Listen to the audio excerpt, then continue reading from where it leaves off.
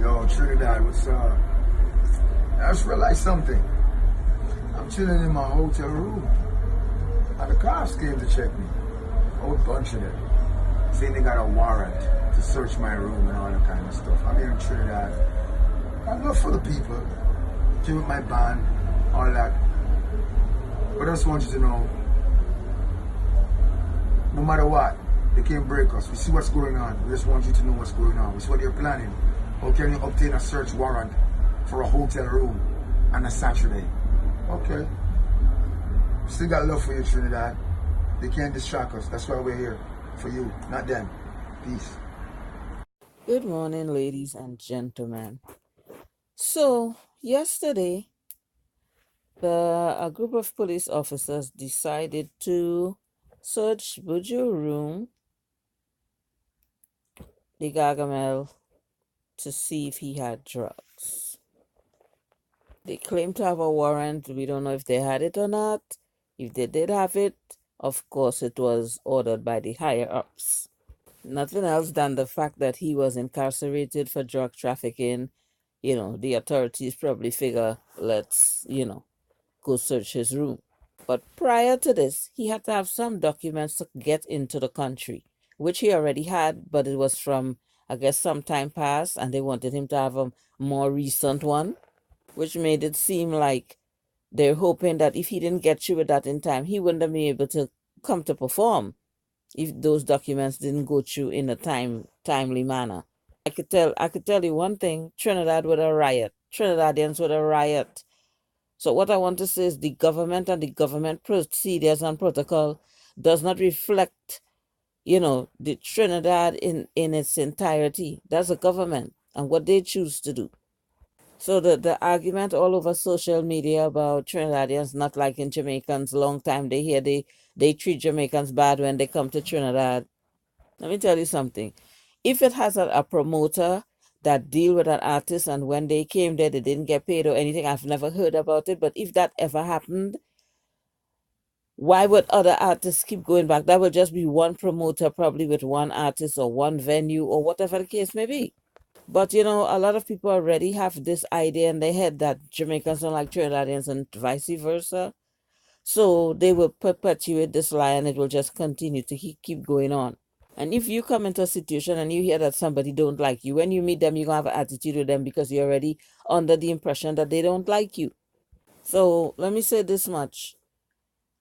If you come to Trinidad, you would realize how much Jamaican culture has influenced Trinidad and Tobago. We play dancehall music on the radio, modern soca and calypso. We play reggae music on the radio, modern soca and calypso. In our own homes, we're blasting dancehall and reggae music all the time. I remember when my grandmother was alive, God rest her soul, she'd be like, so like we in Jamaica because she can't hear a soca song. You understand what I'm saying? I grew up when they had 8 tracks. If you don't know what 8-track is, you're too young. Ask your mom, your grandmom, whomever. I grew up listening to Bob Marley, Peter Tosh, Steel Pulse, Third World, Dennis Brown, and so on. And as I got older, when I had a crush on Shabba Ranks, it was Shabba Ranks and certain people like that. And then Buju came out and it was a rap.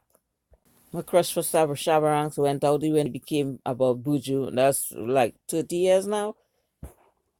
So Trinidadians do like Jamaicans and they especially love Jamaican artists and they especially love Buju Banton. Buju Banton is like a household name in Jamaica. I mean in Trinidad.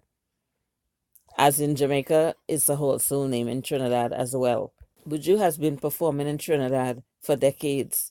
And if this is the first time we're hearing about an incident like this, what does that tell you? If Trinidadians and Trinidad as a whole treated Buju so badly, he would not keep returning.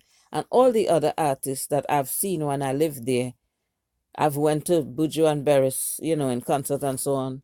I've been to Sting, Barrington Levy, Gregory Isaac. When I was, as I say, I probably was a teenager, I had loved Gregory Isaac. My mother used to laugh at me like, you like old men. You know what I mean? Loved Gregory Isaac. So I'm saying this to say, what you're hearing is not the case. Yes, can't speak for every single Trinidadian or every single Jamaican to say, well, they do like us and We do, like all of us, but for the majority and the ones that I know, we have no problems with Jamaicans. Since I came to America to live, all my friends, 99.9% Jamaicans. What music do I listen to? Reggae and dancehall for the most part. A few R&B and different things here or there, but generally dancehall and reggae. Dancehall mostly. When I don't cook and I go outside, I have an appointment. On my way home, I stop to buy food. Where do I go? To the Jamaican restaurant. If I call a list of, a bunch of artists that I find very attractive or whatnot, most of them are Jamaicans. I even have a song called Yardman Style. That's to tell you.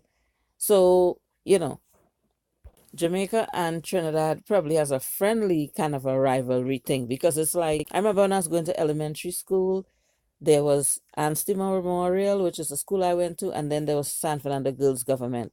We had a friendly rivalry between us. However, when we would do sports and we would have sports day, if Anstey Memorial did not win, you know who we wanted to win? San Fernando Girls Government. Because we're in the same, in the same areas. The same San Fernando is just blocks away. So it's the same thing with Jamaica and Trinidad. When a Jamaican artist win an award, we feel like it's us. When Dalton Harris won the X Factor, we were clapping and carrying on like it's one of ours. So we have nothing against Jamaica. And as far as I know, yes, you might have a couple Jamaicans here. They even like, I don't like Trinidad, and based on things they heard, and it's the same thing. But in general, we have nothing against each other. And there's a host of Jamaicans living in Trinidad. Mostly men, and their wife and girlfriends are Trinidadian, and there are some women and their husbands and boyfriends are Trinidadians. So if we did not like each other and we as Trinidadians don't like Jamaican, why would we welcoming Jamaicans with open arms and going to all these concerts and stuff? It makes no sense. And why all these artists like, Popcorn, Vibes Cartel, and all these other artists that go to Trinidad, why would they go and keep going back? Popcorn been there a few times to the point that he has a girlfriend over there. So I'm saying this to say, don't believe the hype. I'm very disappointed that now that, people already had this thing going about that we don't like Jamaicans. So now that this happened, it's like, oh, I know it. I knew it all along. They didn't like us. The government have nothing to do with the people as a whole.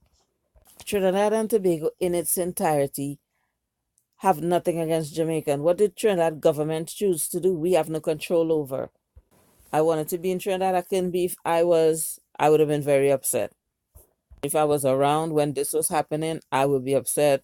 I might run up and want to go protect my husband in my head. So, I had to even go on Facebook. I saw some of the comments that people were making. It was very disrespectful and distasteful.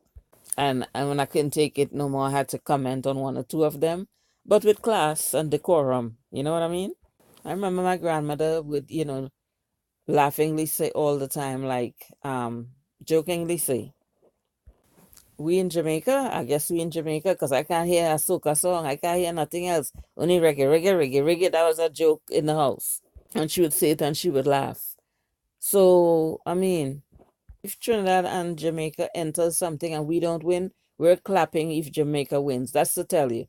So we're very much intertwined and we don't have no hate and no animosity. And if there's any, there's maybe a couple people in between, as I say, which you have no control over. But in the general consensus, if you would talk to Trinidad people or you will go there, you will realize we have nothing against Jamaica. We love the culture, we love the music, we love, And one of the arguments on Facebook was that, they're trying to fight down the Rasta. Trinidad is full of Rasta. My family in particular is a lot of Rasta. I can't even tell you, probably 80% Rasta. So, and because of like Bob Marley and stuff like that, when I was growing up, I lived a Rasta lifestyle. I didn't have dreads at that point, but in my mind and my heart, I was Rasta because of Bob Marley and so on. And a lot of other people who became Rasta, they liked the lifestyle. You know what I mean? There are people that have dreads and it's just for the fun of it, just for the look. But most of the people have dreads live the Rasta lifestyle legitimately. Don't eat no meat. Don't do this. Don't do that. Don't do the other. You know what I mean? Ethiopian Orthodox. Like not just dreads as a style, Rastafarian lifestyle in total because of Jamaican culture. So please, please people, please. As far as the cups go and whatnot, the man already served his time. He's free.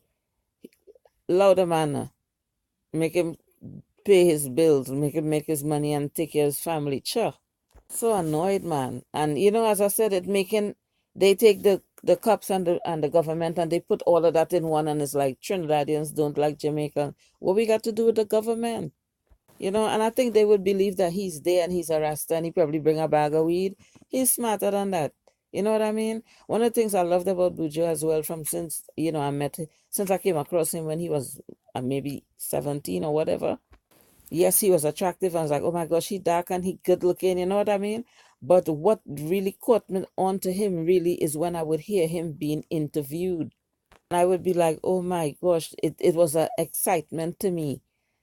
He sent a thrill through me just to hear him talk and how he carry himself so eloquent. You know what I mean? He might not have no big diploma, but he's very intelligent. And now he has a diploma, so he's more intelligent. You know what I mean?